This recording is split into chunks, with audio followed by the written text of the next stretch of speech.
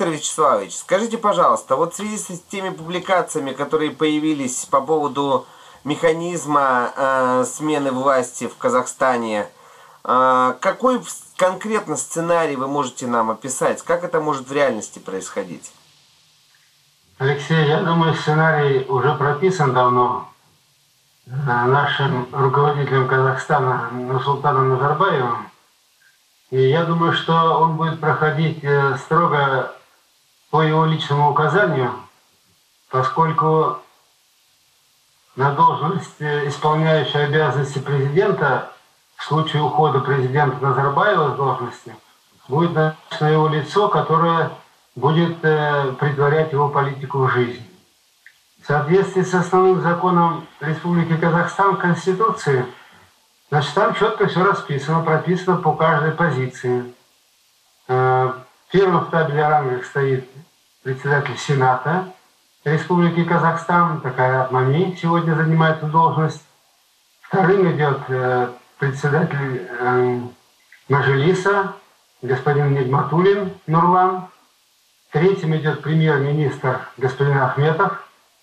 Поэтому, если говорить строго в соответствии с законом, то каждый из этих людей будет иметь право, значит, возложить на себя обязанности президента.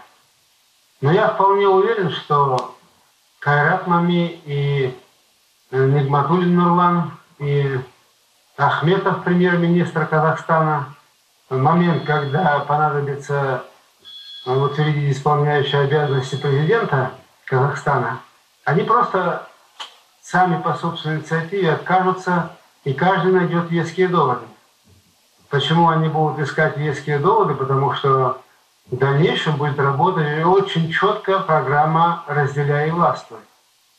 То есть действующий сегодня президент, учитывая то, что он переместится просто очень, так сказать, быстро на место лидера нации, который определил ему закон конституционный, и будет созерцать со стороны, руководить процессом по выдвижению собственного кандидата.